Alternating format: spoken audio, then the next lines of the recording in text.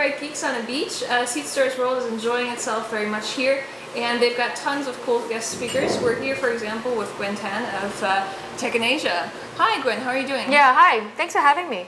You've been all over Asia, Yes. and you're situated in Singapore, if I understood correctly. How do you feel? What's like the Singaporean startup scene? What's the difference between Singapore's startup scene and the rest of Southeast Asia? I mean, we hear so much about it. Yeah, well, Asia, number one, is really, really huge. It's very difficult to kind of give like a very sweeping kind of generalization because there's really two kinds of Asia, you know, urban versus rural. And then you talk about Southeast Asia, is still a, you know, very fragmented region. So to answer your question, yeah, so I've been based in Singapore. I do travel a lot around Asia and sometimes the US and Europe. So I'm lucky to be able to kind of experience different cultures in different ecosystems and startups. So when I look at the region, I do really see Singapore a little bit as headquarters, mini headquarters of the region, because I think in this region, Singapore is really seen to be one of the most stable hubs in, you know, in terms of a lot of legal aspects, funding aspects. So yeah, so when I compare it to the other countries, it's really, everything has been floating. The whole tide has been rising over the last few years because I've been in the industry in this region for the last 9 years. Okay. So I've seen how, you know, back in Singapore 9 years ago, you know, there was nothing much really going on, and you know, now there's so many events happening. And when I travel across, you know, I'm in the Philippines, but I've been based in Vietnam the last 2 to 3 months, and next week I'll be in Hong Kong. So there's just more and more stuff happening each time, right? So yeah, so there's a lot going on, but at the same time, you know, when you compare, like say Singapore as a city-state to around the regions, I do see a lot more happening in Singapore because there's more support in terms of all aspects of a healthy and vibrant ecosystem. You're talking about there's a talent flock there, you know, to start companies, investors flock there to invest, even entrepreneurs in emerging countries, they do go to Singapore to set up a legal entity, then they go back to their home countries to do their businesses, just because, you know, investors prefer it that way. It's a bit more stable, it's a bit more internationally kind of recognized, and yeah, you also have talent who go to Singapore to work in startups. So there's a lot of elements in play in Singapore, but I see that also, you know, being more or less, you know, growing also in the various regions, and that's where I guess our company, Tech in Asia, also we try to foster, we try to encourage the various stakeholders to get together. So I think that is a very macro perspective. But yeah, as a whole, I see the whole region kind of upcoming. You know, for example, also when you connect it intra-Asia, a lot of Japanese people, you know, have been going around Southeast Asia, setting up offices to invest, to set up companies. So there's a lot more intra-Southeast Asia as well as intra-Asia kind of linkages being built. Yeah. So you already talked about the legal entities because Bangkok, for example, was another example where people would either go to Singapore or Hong Kong to set up the legal entities. Yeah. Do you see that in the Philippines or Vietnam where you were based as well? Yeah. People have to switch? Yeah, so I do see that.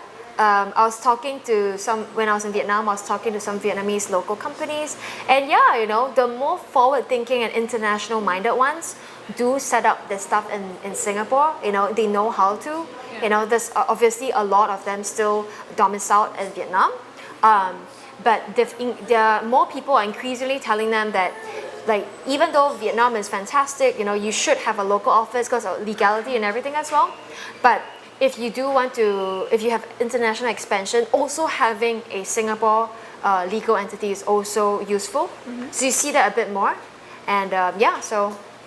We've also been seeing that a lot of, you know, Tech in Asia, of course, you keep track of all the newest trends. Yeah. We've seen that, you know, you go to Thailand, Malaysia, Vietnam also, they've got a big gaming legacy. Yeah. Do you feel like that's something that you keep on seeing that's being reinforced in the startups? Gaming, you say gaming? Gaming, and generally computer software, but more on the entertainment side. Yeah, so entertainment side, yeah, gaming is huge. So Tech in Asia as well, we launched gamesinasia.com, you know, like about 9 months ago or something. So for us, we do see huge potential in covering this sector because from a gaming perspective, I mean, it's one of the world's largest, entertainment industries, right? But at the same time, when you look at the gaming ecosystem in Asia, we realized there are also gaps. It's even more broken than startups and technology startups, you know, because indie developers don't really know what it means to, say, run a real company. For them, it's just they're just being creative and just creating games after games after games. Because gaming is like Hollywood, right? It's a movie industry. You know, you create multiple games, and you never know which one might be a hit. So it can be hit and miss sometimes. So, but at the same time, so the indie developers are a bit, you know, kind of apart from the distributors and stuff like that. So it's a bit more broken, and that's where we also come in, Games in Asia. So I don't want to like push too much that, but to answer your question is that everybody go to the site, Games. so yeah, let's go. So it's really to fill the gap. So gaming we know is huge, for example, and you know there's a lot happening again in Vietnam. You know, one of the largest companies in Vietnam was, you know, came out of gaming, you know, by licensing a game from China, VNG. So like we are also in Japan, and you know, in Japan gaming is a huge industry. Indonesia as well. We Tech in Asia also acquired like an Indonesian gaming site, a community-driven site in Indonesia, just after the acquisition of SG Entrepreneurs. So yeah, so we know that gaming is huge, and we're watching that space very closely and covering it. Yeah. And there's still a very large gap between, for example, Singapore's level of, you know, startups or generally just living standards. Yeah. And a lot of the other countries here, for example, the Philippines or, for example, Vietnam. Yeah. Do you think that impacts the trends, the startup trends as well, and how? That's a very interesting question. It impacts the trends, obviously, in hiring. Okay. Right? Because, and a little bit in the startup trends, and let me go a little bit into that, which is that, yeah, when you look at Singapore companies, some of them have development houses, say in Vietnam, more increasingly, right? So, and that is good for both sides, because for, say, the Singapore companies, because the cost of living in Singapore is so expensive, they try to decrease their costs by hiring outside. When I hire, say, engineers in Vietnam, and I've seen a few of those, they are helping grow the talent, they're creating the talent in Vietnam. So that means that over time, you know, if more and more Vietnamese engineers, developers, say, work for startups who are outside Vietnam, they get exposure to startup culture, they get exposure to what it means to do a startup. Over time, they'll be encouraged, you know, to do more of their own.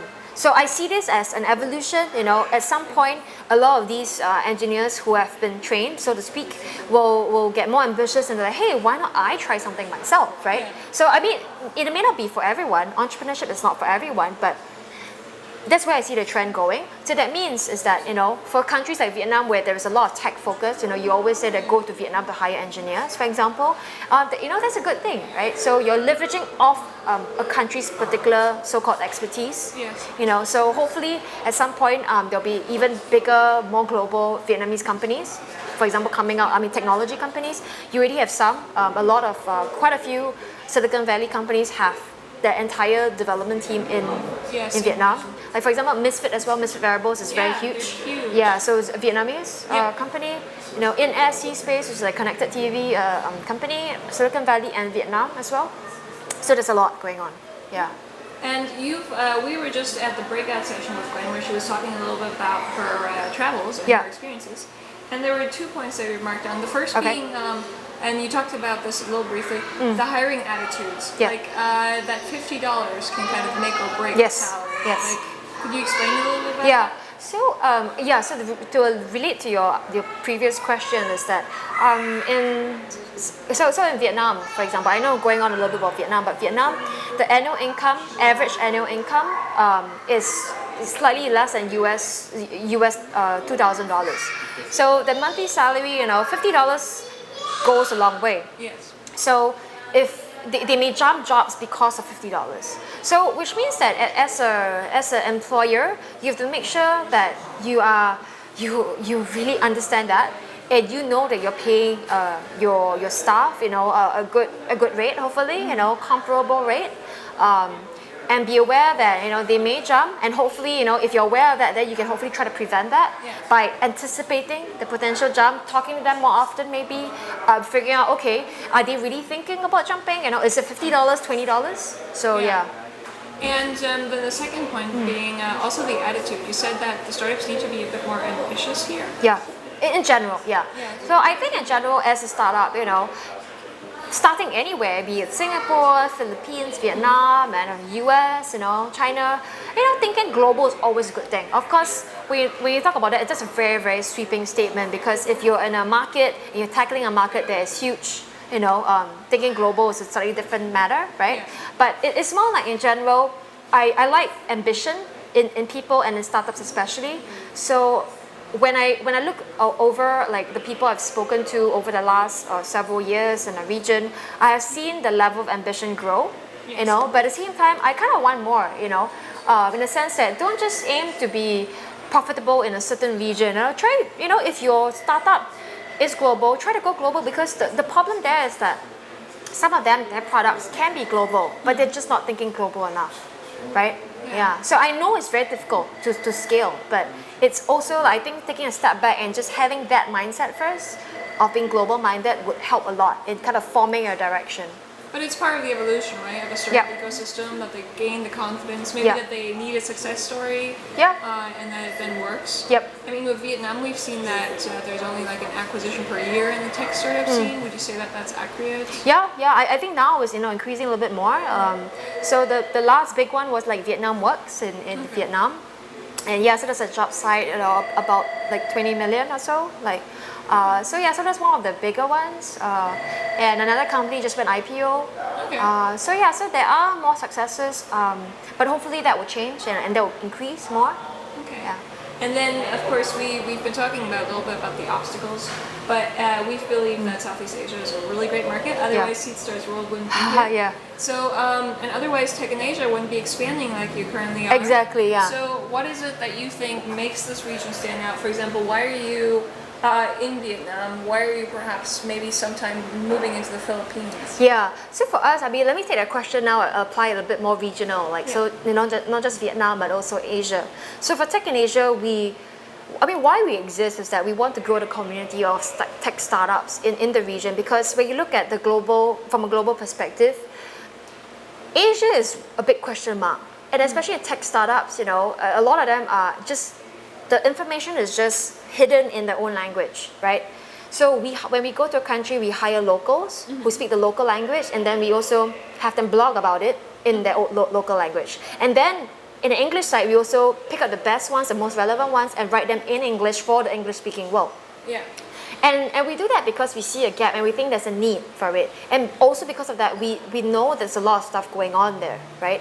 So for us, we see the potential in Asia because when we meet all these young entrepreneurs, developers, experienced, inexperienced, there is a lot of drive, there is a lot of interest in tech startups, some ambitious, some not so ambitious, but we do see the growth of it. And looking at macro trends in terms of, say, increasing middle class, how Asia as a whole, will consume a lot, again, more smartphone penetration, more, a lot of them are Facebook users, for example. So you can see from a consumer internet perspective, there is a lot of reach already, right? So we see all those opportunities, and we predict that we more and more internet, like say software focused companies, actually more hardware as well, increasingly, yeah.